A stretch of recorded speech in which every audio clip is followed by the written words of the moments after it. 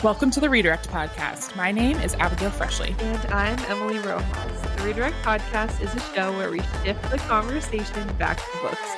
We discuss themes from some of our favorite books and how those themes show up in very real, unfortunately real, lived experiences.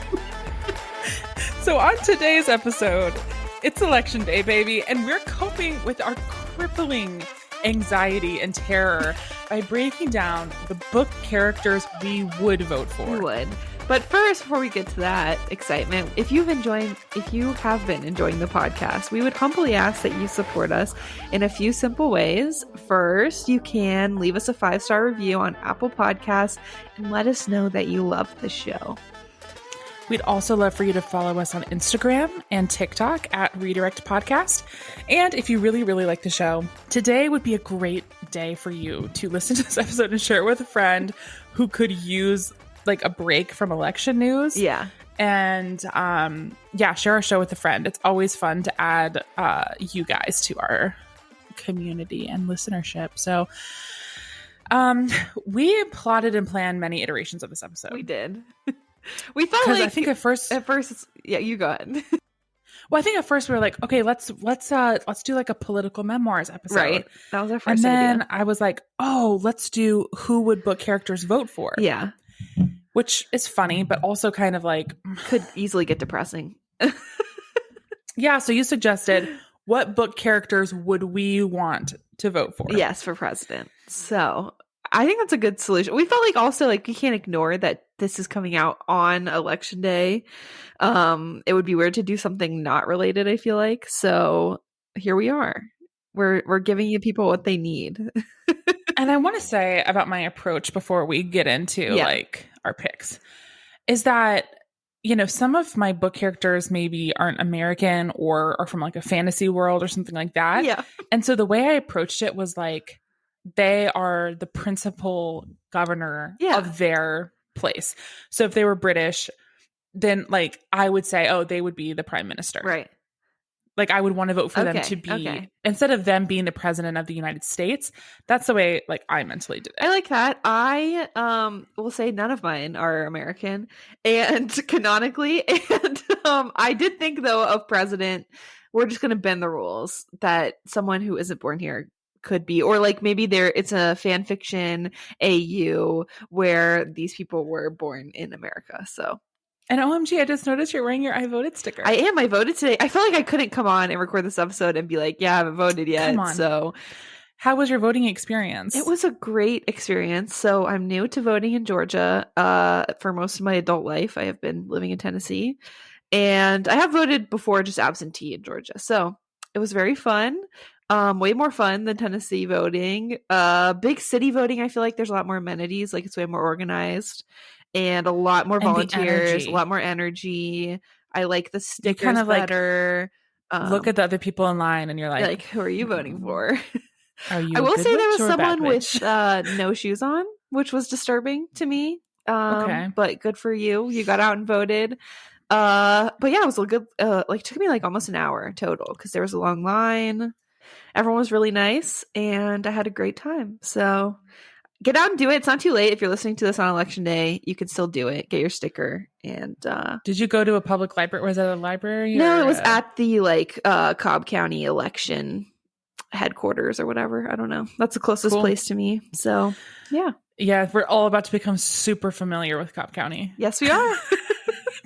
Super intimately. I'm telling you, know that it is so also such different vibes voting in a swing state. Like I can't even tell you. The voting in Tennessee is like, what's the point? I mean, like I still do it, but let's all be honest, what's the point? But then, here I'm like, oh, I really matter. Opposite spectrum. Like last presidential election, I lived in Georgia. Yeah. This presidential election, I lived in California. Right. So it's like, I mean, I voted.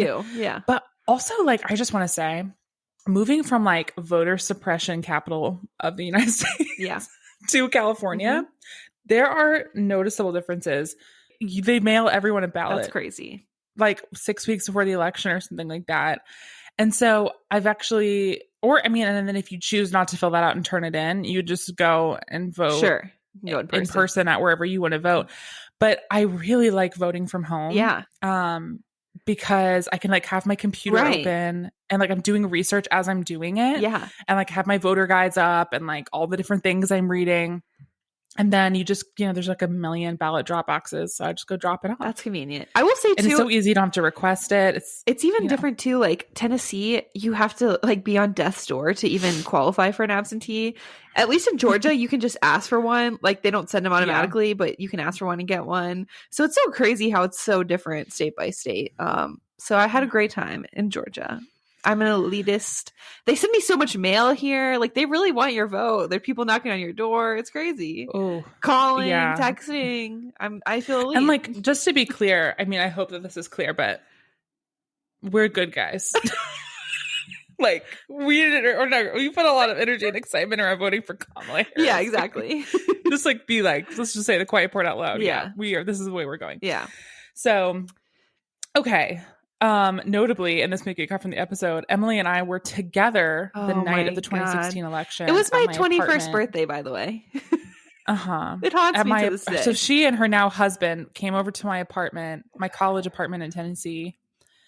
I voted absentee to North Carolina that year. Yeah. And I was like, OMG, like, we were so pumped. Yeah. And it was just horrible. It was a really bad feeling. Horrible day. Maybe one of the worst birthdays I've ever had. Oh my God. It's so traumatizing. So we don't live that again. You know what I did want to say too? One more note. Yeah. Okay. I looked it up. August or September, I don't know, fall 2023, we recorded an episode book clubbing Red, White, and Royal Blue. And in that episode, we said the biggest reach of the book is that Texas would turn blue and that America would elect a divorced woman president with a biracial child. And I just want to say, Kamala may not be divorced, but she's married to a divorced man. She has stepchildren. Like, she's a woman. So that reach is getting less and less. Let's make it even, like, that's not even a reach at all. Yeah. So I wanted to say that. We were texting in our group chat this morning, and I was like, what will you guys do if Texas goes blue, like early in the night, and it's just like over? And what did you say? You're like, I would black out. I'll black out and watch Red, White, and Blue. Yes, I will black. I think, like, honestly, my only biological response would be to just like.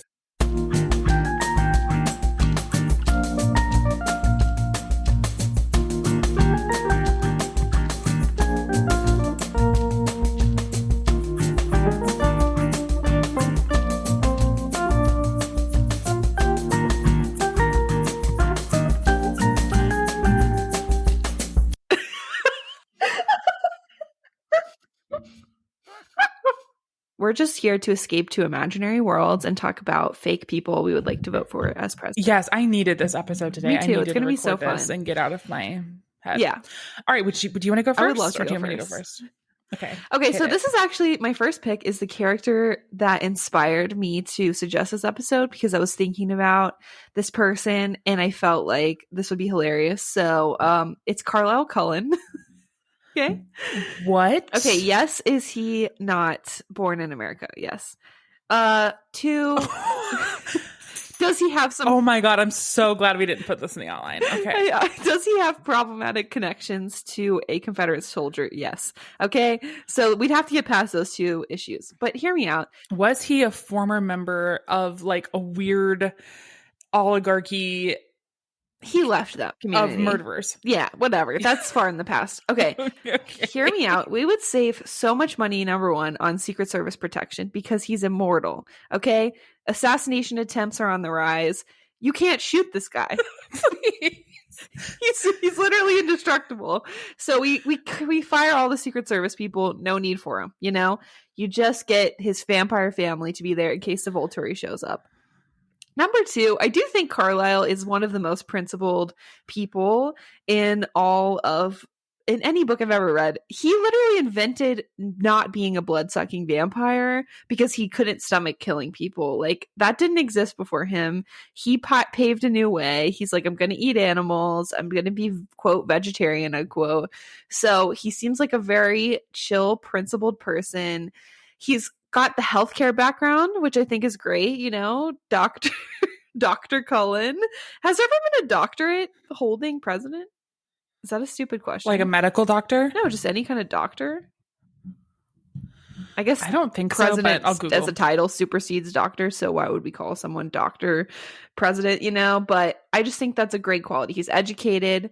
Also, he has like so much, like, think of that. He has Alice on his advisory, you know, in his inner circle. And he's like, Alice, I want to go to war. And she's like, don't do it. That's going to be really bad. What you should do instead is do this, and then you'll have world peace.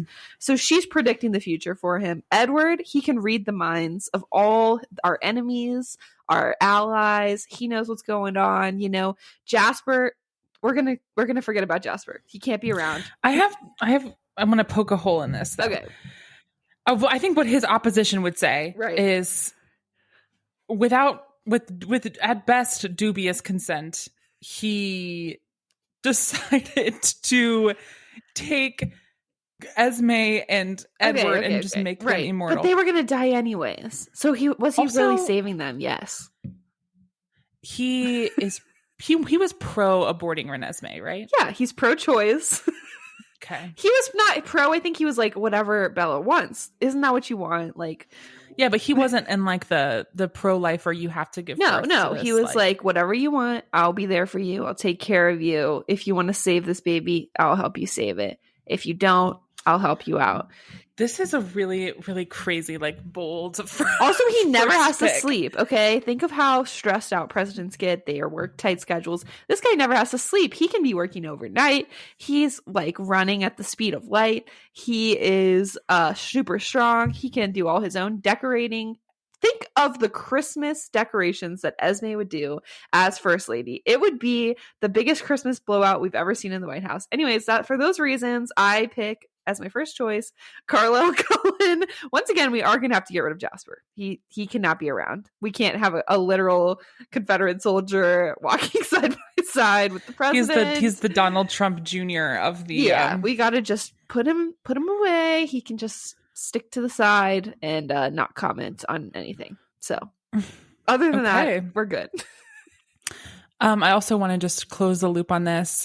Woodrow Wilson was awarded a PhD in history and government from Johns Hopkins. Congratulations, Dr. Woodrow Wilson, president. 1886. So it's time for another one. I mean, was he a good president? Yeah. Maybe not. So I'm not sure that that's a benefit, but go for Carlisle. Yeah. Wow. Okay. Thank you. I would definitely need some voter. I would really need to get some voter outreach on that. Yeah. For me. But you know, I'm open to hearing his platform. Thank you. One thing I could say is I think that he's a pacifist. Yeah. Like I really don't think that he would just get us in people. Stupid, weird, like colonialist wars. Yeah. I think he would be like using his mind reading and his future telling to avoid all that. So yeah. Yeah. Okay. Thank you. Whatever. I see. I see the vision. Okay. Well, I took this more literally. So the first one I picked, well, not the yours wasn't literal, was Sejanus Plinth from the Ballad of Songbirds. Sure. Say it again? Sure. No, I'm saying okay. Yeah. Yeah. From the Ballad of Songbirds and Snakes. So love it. As we remember, Sejanus was born into privilege. Yeah. Well, he was born a district kid, but his dad is like the equivalent of a billionaire. Right. And they moved to the capital, and that ended up kind of saving him from experiencing, district life. And the reason I think he would be a good candidate for president is because he decided, actually literally by joining the arena at times to protect his friend, to kind of like set aside his own personal privilege to do what he believed was right. And when he ended up getting deployed to District 12 with Coriolanus, he was like finding ways to like fight back. He had a lot on the line. There's like a lot of reasons for him to just like stay silent and do things that personally benefited him. Sure. And he didn't. So imagine if he had become the leader of Panem instead of Snow, not Coriolanus Snow. That would have been more interesting. Yeah, I think I was thinking about the Hunger Games, and I was like, Katniss. No, I don't think she would be a good leader. No, I wouldn't vote for her. I think that she was like thrust into a position of like having to be a leader because of these horrible things that happened to her. But I don't think that like she would be great at it. I don't think Peeta would be great at it. No. None of the tributes. None of They're them. all too traumatized. The only person from the whole Hunger Games universe that I was like, yeah, I think I would want you is Sejanus, I think. Yeah, I agree. I actually thought about the Hunger Games too, and I was like, no, none of them, so skip. But yeah, Sejanus is a good alternative if you have to pick someone. Yeah. And the book, we both said we don't really like it. But he is a bright spot as like a character. Oh yeah, absolutely. And I think people are drawn to like people who have a more diverse backstory, but who have also achieved success. Like the fact that he was born in the districts, but then also became really wealthy and like moved his way to the capital. I think people would be drawn to that as a candidate. So I think he could have a successful political career for that reason as well. Yeah, I just think that he would be able to like empathize and identify with people who have like lower circumstances than he does. Yeah, absolutely. And really like put their needs first. So totally. I love that one. Sejanus has my vote. Oh, I never agree with Jefferson once. Okay. Guys, back in like 2017, me and Emily were really into Hamilton. Well, it was the thing to do maybe at the still time. am. Yeah, and still am. You know, we were early adopters, so were. maybe that was actually more like 2015. No, I think it was probably around 2017. 2016. Yeah, 2016, 2017. Yeah. Anyways, we were really into it. We loved it. Okay, so my second one's more of a discussion question than an actual selection. Okay, so here's the thing. Narnia. Aslan, not a good president. Not good. Hold up. Because I have some Narnia notes on my list too. Okay, well then let's discuss. So I don't like Aslan. Not voting for him. He literally say more. Why don't you like Aslan? He just is cool with his country. Why don't you like Jesus? Okay, yeah. No, this lion, he's cool with his country being taken over by a dictator and no Christmas for years and years. And he just shows up at the last possible second once everyone else has basically done all the work and they're resisting. And he's like, yeah, all right, let's take her down. Then he dips out after that. So I wouldn't vote for him. He was way too chill for way too long with that. The Pevensies, though, I wanted to say and discuss, of the 4 Pevensies, we can't have 4 kings and queens. That makes no sense. That defeats the whole purpose of a king and a queen, okay? And I know they're freaking like 11 years old. Edmund, he's not reliable. There's no way this was like actually a peaceful reign that they had for years and years while they were in Narnia. So I'm not comfortable with 4. So I'm wondering, of the 4, which one of them do you think we should pick to be the presidential nominee? And you have to pick one of the 4. Through this. Okay. Yes, I want to hear what you I thought think. through this and I have an answer. Okay. So first I want to say no to Peter. Yeah. I think that his ego is too big. Totally agree. I think that he would just be like inflated ego to whatever and like whatever. Not good for him. Susan, incredibly boring. Yeah. And does not bring a lot of leadership skills. Uh-huh. That's not her fault. No. I would like to say she's a poorly written character. Agree. With not a lot of depth, but yeah, no, not her. Edmund, also no. Yeah. For obvious reasons. I picked Lucy, actually. I think that Lucy has the most compassion. Mm-hmm. She also has a lot of courage. Yes.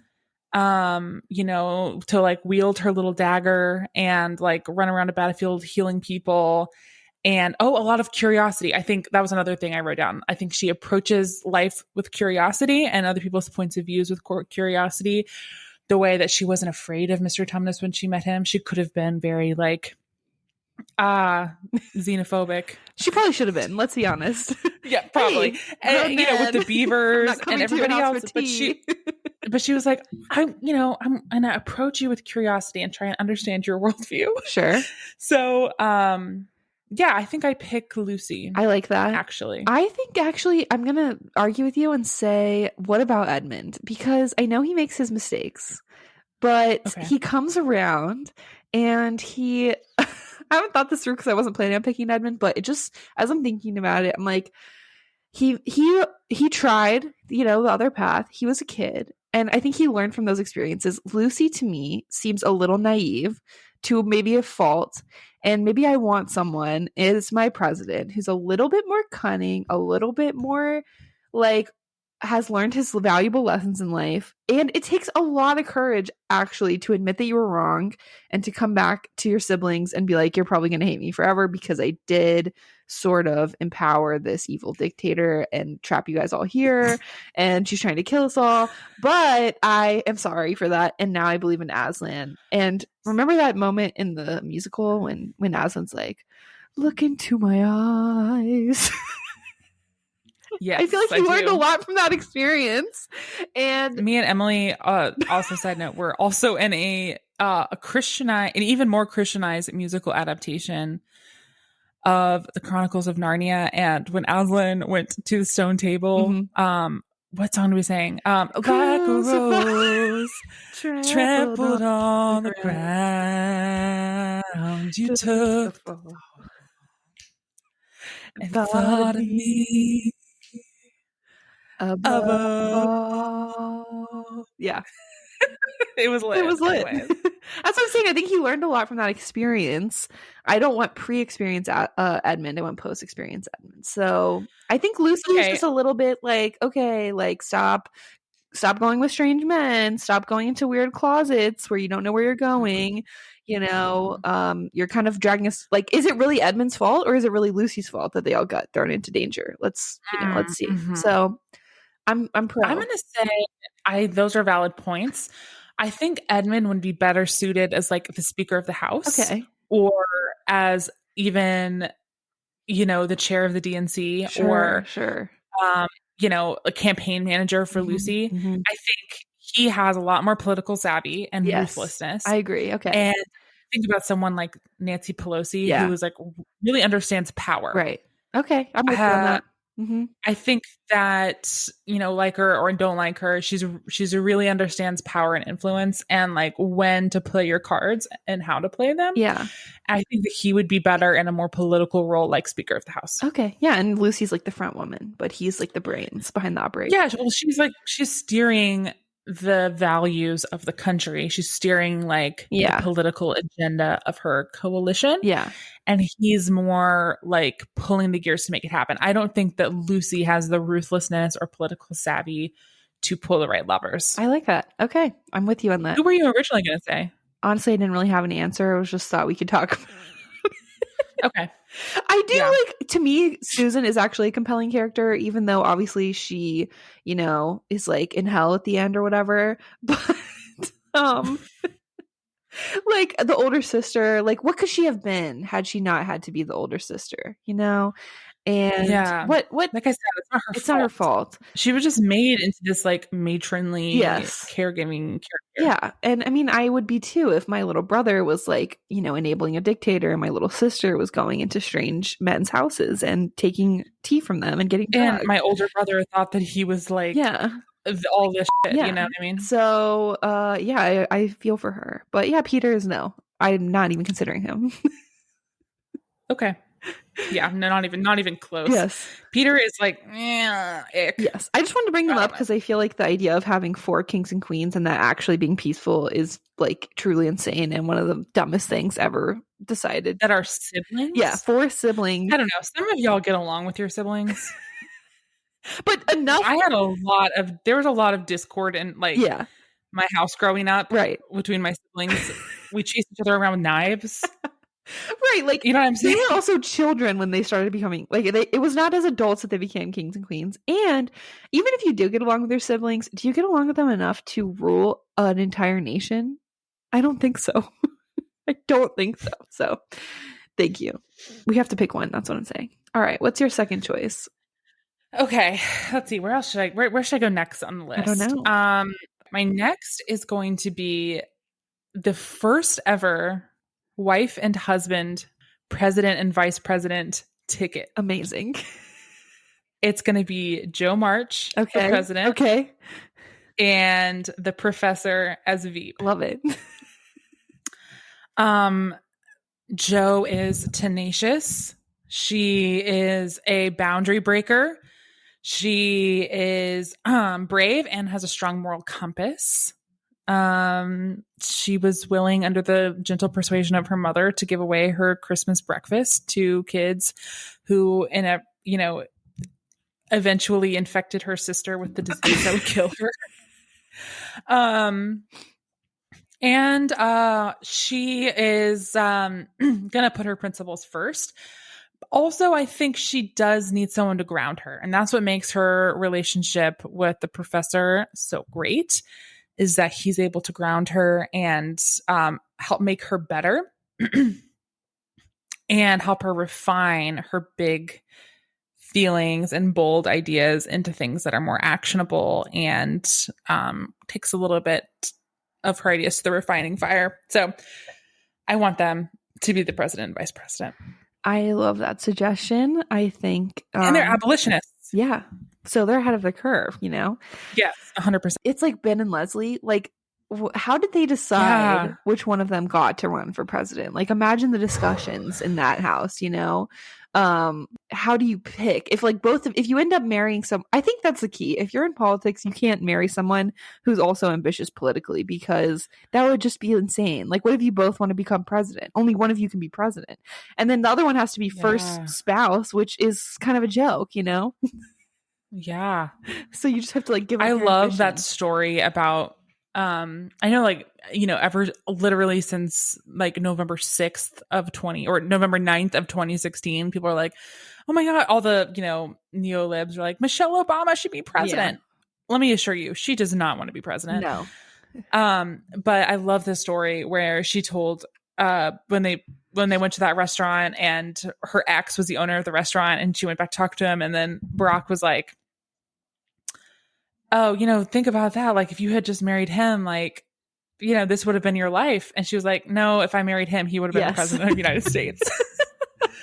What a slay. Yes. But yeah, gosh, first ladies are so interesting. Yes. Very interesting. And soon to be, hopefully, first spouses are very interesting to me. Yes. Totally agree. What that role is. Yes.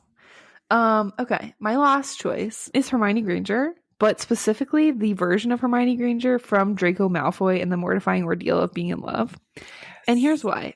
I guess in this case, I would want her to be Minister for Magic because it's specific to the magical world.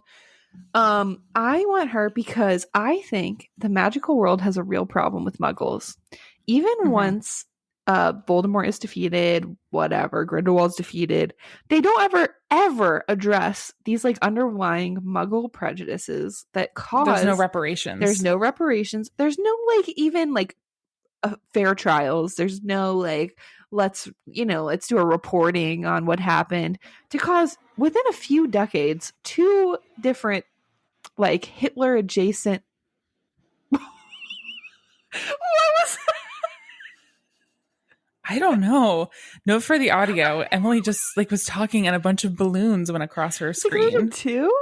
I think you were I was doing 2. That was so I think weird. you were you had it at an angle. Okay, I'll try it again. 2 different that was so bizarre. 2 different evil wizards rose up trying to go against muggles, okay?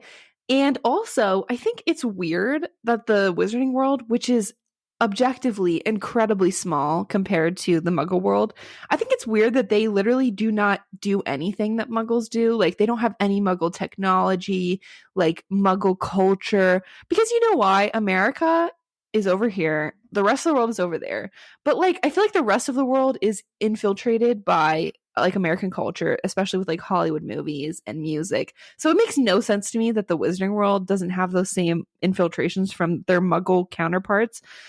So I think Hermione would be a really great bridge to the future of the wizarding world, one in which they can embrace both muggle technology, muggle medicine, and science and magic. Because if you haven't read Draco Malfoy and the Mortifying Ordeal of Being in Love, which is a fan fiction we've discussed at length, she is studying both magical healing and she is studying medicine in the muggle world. And she's trying to bring those 2 things together. And I think that's really important for the future thriving of the wizarding community, because you can only stay in the past using your magic as like a band-aid for technology for so long. And there are so many technological advances that would be helpful, you know, because like apparating, honestly, I know it's fast, but it sounds really horrible and you can splint yourself. Why don't they just take a plane? Okay. I feel like there's a lot Because of the environment. diseases probably they have like little healing things for, but also don't wizards like get cancer sometimes? And also, why aren't they at least trying to help muggles with some things that they could help like cure? Like hunger and stuff. So I just feel like she could be like, okay, look, we're objectively very small. If we don't like, you know, get some muggles in our bloodlines, I know you guys are all, you know, racist, but if we don't do that, we're going to die out. There's just only so many of us. You guys are already marrying your freaking cousins. That can't be good. And so let's get some let's take this to the future. We don't have to reveal ourselves to be wizards, but we can start integrating a little bit more into Muggle society, bring some things that we like from their society into ours. And, that'll be the future. Yeah, like why are you guys writing with quills? Yeah, like what the heck? Computers exist. Like you could type. Yeah, and I think Draco in this world would make a great first gentleman or whatever. What are they called? The Minister for Magic's spouse? I don't know. What's the Prime Minister's spouse? Nothing, probably. They don't care as much. But yeah, he would make a great, you know, partner and would support her.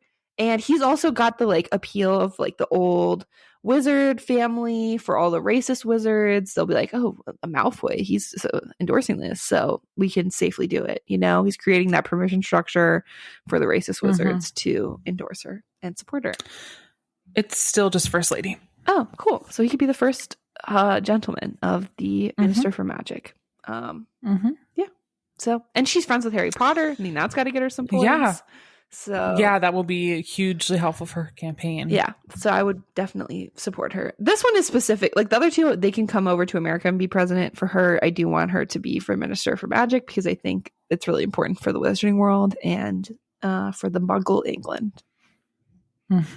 Thank you. That's a great one. Thank you. When I read that fic, I thought the same thing. Like it discusses kind of the merging of the two worlds. Yeah. Like in their sciences and innovations. Yeah. It's like, why aren't y'all doing that? Interesting. Thank you. Okay. My last one is born from a book I recently read in preparation for an episode that we're going to be doing. Ooh. Later in November. Very soon. For the movie release of Wicked.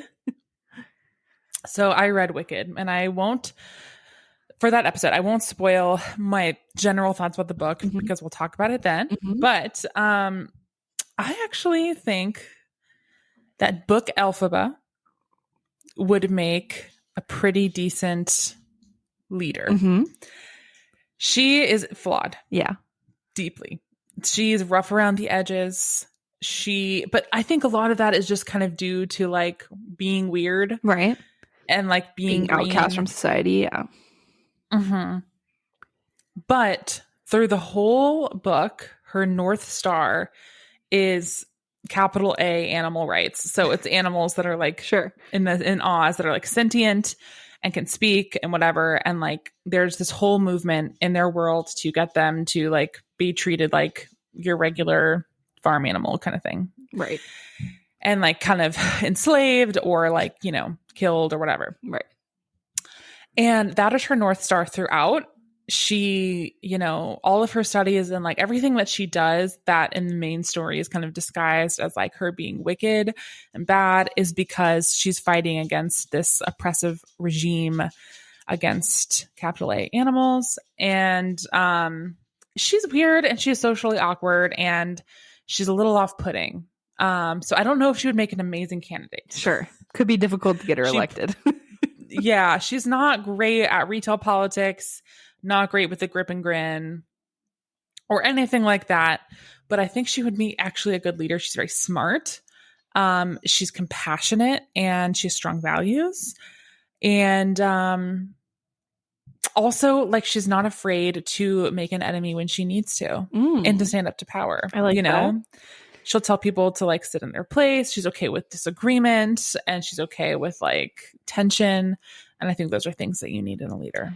You know, I feel like she'd be good starting off in like a really small local position that didn't require a lot of campaigning. Maybe she runs unopposed. Then she slowly works her way up through the ranks, you know, bigger and bigger offices. As she does, she'd be smoothed out. They'd polish out that backstory a little bit. She'd get the reps in with the interviewing and the speaking and the debating. And by the time she runs for president, she would be well prepared. Or maybe she just needs to be a cabinet member. I was going to say that too. Like, that could be good for her. She's very smart. Yeah. But I just think because of her experience in Oz, she's not really, she's rough around the edges. So that's what I would say. Totally. But the book Elphaba is a very complex character. Yeah. That is really different. Yes. From the musical Elphaba, like in a crazy way. So yes. Looking forward to that episode and talking more about that and saving that conversation for then. Yeah. But look forward to I had that to a include lot. her. In 2 weeks, we'll be talking about that. So very exciting stuff. Oh, is that our next episode? It'll be our next episode. Wow. Have you read it yet? I've started it, so I haven't finished it. It's different. Yeah. Yeah. TBD. Okay. All right. As Michael Scott would say, TDB. TDB. Do you have any like honorable mentions you want to throw out there before we wrap up this discussion? My one quick honorable mention was Elizabeth from the Thursday Murder Club, former MI6 agent. Sure. I think she knows how to break the right rules. Yeah. And I think learning how to, knowing like someone who knows when to break the right rules would be a great leader. But she would be PM, I guess, because she's British. So yeah. I mean, whatever. I'm saying a immortal vampire born before the United States existed could be vampire. So I mean, could be president. God, so that was crazy. I can't believe you put that. All right. Great. I love it. I don't have any honorable mentions. So those were my three. What have you read recently? Man, I have read 2 bad books but I want to vent about them. So these aren't recommendations. Okay, what are they? Number 1, this isn't necessarily bad, but have you heard of Two Can Play by Ali Hazelwood? I literally listened to it today. Oh my god. Did you like it? I saw this on Storygraph that you had reviewed it as well. Yes. I think for what it was, it was good. So bringing the listeners in to this two-way conversation, it is like a Spotify audiobook exclusive. It's like it's only an audiobook novella by Ali Hazelwood. And it's like an enemies to lovers / I guess like rivals to lovers in like the indie video gaming world, which was interesting. But it's just audiobook and it's short and it's like kind of winter themed. It takes place in the winter time. So it's so what did you so what are your thoughts? Okay, so number 1, I will say I did like a lot of parts of this. It is what it is. It was fun. A good time. I like the video game stuff, I guess. What I thought is that, first of all, for an audiobook exclusive, I thought the audio was kind of bad. Like, I didn't think the narrator was that great. I thought there would be more. I specifically don't like that narrator. Yes, I've heard her before. I don't like her. And it's not just that. It's like, there was no, like, she's not great with, like, some narrators are really good at making it obvious when there's like dialogue. She's not great at that. And so there's certain parts where you're like, is she thinking this in her head or saying this out loud? There's no like production value to it. I just assumed, I guess, as a only audio, there is no book, that it would be a little bit higher quality, I guess, or like a little more to it. And I'll say this really shows Ali Hazelwood's fan fiction because this definitely could have been a fan fiction. Oh yeah, I thought the same thing. It just like the characters don't have a lot of personality. It's just kind of like a little bit of conflict, then they hook up, then it's over. So I just found that to be kind of meh. Also, I might cut this out because I don't want to be on the record saying this, but what is Ali Hazelwood's deal with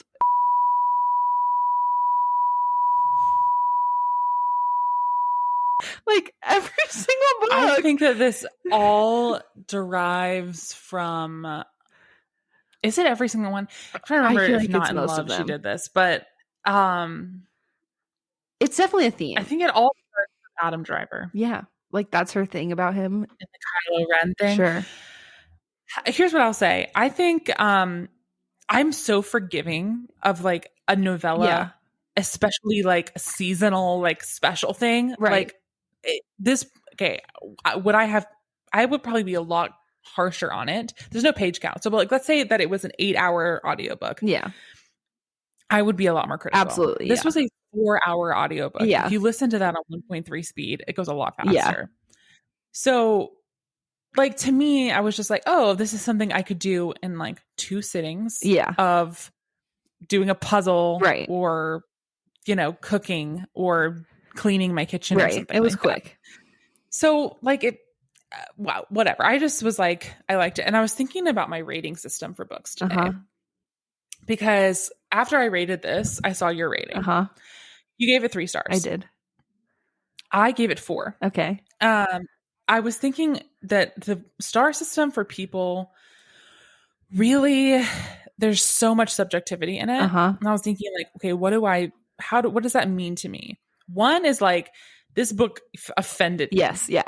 I hated it. Yes. And not only did I not, yes, not only did I not like it, but it offended me personally. Yes. 2 is this book was not good and I did not enjoy it. Yes. The writing was bad. Yes. I would not recommend anyone read this. Yeah. I would dissuade you. 3 is, it was all right. Yeah. Which I think for some people, 3 is like, it was good. I liked it. Yes. For me, 3 is not an endorsement. No. It's like yeah, it's fun. fine. I liked it. Or it was fine. Yeah. Is what I would say for 3. 4 is, sorry about that. 4 is, I liked it. And 5 is, I loved it. Yeah. See, I think the difference is like I liked it. Yeah. 4 to me is like, I really, really like this book, but I probably won't think about it ever again. And 5 is like, I loved it so much, I'll never stop thinking about it. Like 5 is a little bit higher of a bar, I think, for me. Although I give a lot of books 5s, but it's just like, yeah, it has to really make an impression on me to get over to the 5.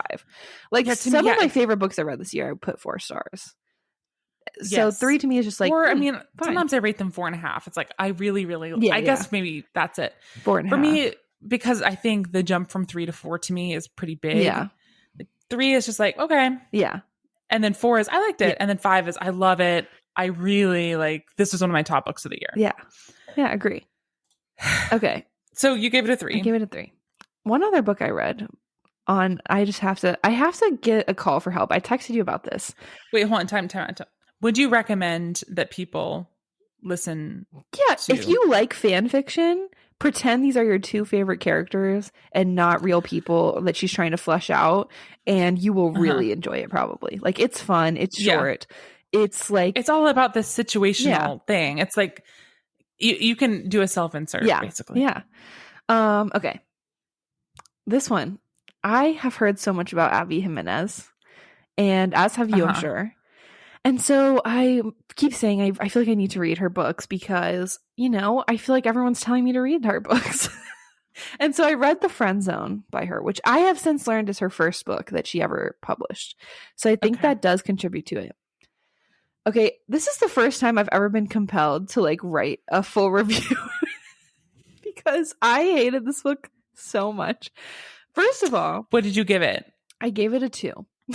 So it didn't offend you. It did not. I don't think I've ever given a book a 1. Like, that would be a lot for me. What would it take for you to give something a 1? Like a hatred to the author? Yeah, like the author would also have to be like personally repugnant to me. And I also feel like, if I feel like no one could ever like this book, that would also make me do a 1. But this, I'm like, okay, a lot of people did like this book. So, and I did think the writing was good. It was just the characters and the plot that I hated. So, first of all, that's it. This book is about Kristen and Josh. Kristen is starts off the book in a relationship with a guy who's in the military. And they've been together for 2 years, and he's about to unenlist and move in with her. Also, she has fibroids in her uterus, and she thinks she's infertile. And she's about to get a hysterectomy after her best friend's wedding because it's... Wow, this is a lot. It's a lot. It's causing her so many problems. Wow. Her best friend is about to get married. Her best friend's fiance, his best friend is Josh. Josh? Yeah, Josh. And so the 2 of them obviously meet because they're going to be best man, maid of honor. They all start hanging out. They become friends. Okay, here's what I want to say to Abby Jimenez. Emotional cheating is cheating. And these two are freaking heavy emotional cheating. And in the book, she's like, I am not committing infidelity. Like, okay. Also, he's always saying constantly how Kristen is not like other girls. She's a cool girl. She wears sweatpants. She drinks beer. Please, okay, you don't come at me. Miss me with that. Miss me. And it's miss me with not like other girls. Woman. She takes him at one point to a taco truck in Skid Row at 2 a.m. and is like, "Don't worry, Josh. I am familiar with this place." He's like, "She's so cool. She knows where she wants to eat." Okay. Unlike other girls. God. And he's not like other guys because he has 6 sisters and he'll go buy her tampons at the store. And he knows about women and stuff. So anyways, they literally. That is so like. That's strike one. Okay. Do you know it's in 2024, you can in most large cities hire a robot to pick up Thank you. tampons for you at the store. Thank you. Girl. Stand up. That's the bar's on the floor. But her current boyfriend wouldn't do that for her, even though she has debilitating periods. So that's another problem. Moving on. She doesn't break up with this guy. He breaks up with her, kind of, because she tells him, if you re-enlist in the army, we're done because you have to come home. I only see you like every, 6 months. I don't know. Like you have to unenlist, move in with me, or we're done. He calls her. She's been avoiding his calls to spend time with Josh, who's, by the way, living with her with his gun because the neighborhood kid has been hiding in her backyard to like smoke cigarettes and sneak out of his house. And he's convinced that it's like some kind of stalker home intruder. So he's like, let me get my gun and come stay at your house. You can't be there by yourself. Anyways, so literally she's been avoiding her boyfriend's calls to like hang out with him. He calls her and is like, by the way, I re-enlisted. She's not even done listening to the voicemail. She starts making out with him. That's cheating. I'm sorry. He doesn't even say we're broken up. He just says, I'm re-enlisting. That's like the whole first part of the book. Then she's like, we actually have to just be friends with benefits because I'm infertile and you really want kids. So they just become friends with benefits. And he's like, I don't understand. Maybe she's just getting over this relationship. Because she doesn't say that she's infertile. He doesn't know that. Please. Do you see where this is going? Do you see? No. The end of the book. No. I'm just spoiling this for you because you don't need to ever read this. Guys. She gets pregnant by him. Not only does she get pregnant by him, which is bad enough, her best friend, who the whole thing has been leading up to this wedding, her fiance gets hit by a drunk driver and dies. What? Okay, this is the thing that me and Emily remind you guys of all the time. Just because a book has a bunch of dramatic things that happen does not mean it was a good book. Facts. Just because she has fibroids and there's the enlisting and Skid Row and gun and that's drive by, like that's not even the full thing. Wreck, that is actually a red flag for a book not being good. Yes, because it's just filler padded with extreme events to make you think that something is feel emotions. Yeah. So he dies. Actually, it's even worse. He gets hit. He goes into a coma. He's about to make a full recovery. Like they're about to wake him up from the coma. And that night he has a catastrophic stroke and dies. Yeah. So then this whole time they're having this miscommunication. Like they can't freaking talk to each other. And she won't say to him, I'm infertile. You want a whole family. We can't do this. And she's not even giving him the opportunity to be like, I want to be with you. Eventually she tells him, he's like, I want to be with you. I don't care about that. Like, I don't care about having kids that much. I care about being with you. Also, we can like do a surrogacy or adopt, whatever. She's like, no, I'm not doing that. So then they don't talk anymore. This guy dies. That brings them together. Literally, he dies, and all of a sudden they're like, we have to be together, which is rude to the memory of your friend, okay? Don't make out on my grave. And then she gets magically pregnant. So they end up having a son. Then she does have her hysterectomy, but then they're going to go through a surrogacy to have more kids. And it was very disturbing. So this is my cry for help. I actually have done a lot of Reddit research to see and TikToks. A lot of people didn't like this book. Some people felt like her books do get better. I believe that, but I also seem to have understood that the like aggressive drama and plot twists are like kind of her MO, and I'm really not interested in that. So what do you guys think? Should I give her another chance? That's my problems with this book. And that's like that's just scraping the iceberg. There were so many issues I had with this book. So many random like dramatic things. Like she has this horrific abusive mom, and then that's just like never brought up again. It's just like there's so many different things where you're like, what is the point of that? You know, it's never paid off. It's just drama for drama's sake, like you said. I don't. That's not my thing. And look, that might be your thing if you're listening. It's just not my thing. Yeah. So like, I want better characters. If you're gonna do all of that, then the characters better. They can't be not like other girls. I'm sorry. That's just so annoying. No. We're so beyond that. But look, if the book's gonna have a bunch of dramatic stuff in it, that's okay as long as the characters can stand up to that, right? And it informs the development of the characters, right? But if it's just like stuff that happens to them and then there's no like lasting impact, or you don't see that in their inner world or anything like that, I don't know. It's just, and I don't like it when the trauma like is just there to move the plot along. Like it did sort of feel like she had to write this best friend dying because this girl had been so annoyingly adamant that she wasn't going to get back together with him, or like wouldn't, you know, try it with him because of the infertility thing. And it felt like there was no other way to get around that other than them having their literal best friend die, and that forcing them to like reevaluate their lives. And I don't like that. I feel like if something happens, I do want it to affect the characters, but I don't want it to feel like it only happened to advance the plot. You know what I mean? So yeah, that's just me. Anyways. Okay. Unfortunately, I have not read anything good lately, so I accept any and all recommendations. I'm wishing you something better. Thank you. I did read a book I enjoyed. Yay. Have you read The Silent Patient by Alex Michaelides? Yes. Okay, did you like it? I really liked it, yeah. I did too. I don't think that it was like the most fantastically written book that I've ever read. But I really enjoyed it. So it's a thriller about a woman who is a painter, and her husband dies. And the night of his death, the neighbor calls the police because she hears gunshots, and they go to the house, and the wife was bleeding out. Her wrists are slit. The husband is like tied up in a chair and has been shot 5 times. And we are reading the story from the perspective of her therapist. So, or a therapist. So she is like, it's determined that she needs psychiatric help. And so instead of being imprisoned, this is the UK. This is not America, but she gets put into, she gets put into like long-term treatment. The thing is, she never speaks another word again. After they're found at the scene of the crime, she never speaks a word again, but she does make one painting. And this is like her last communication.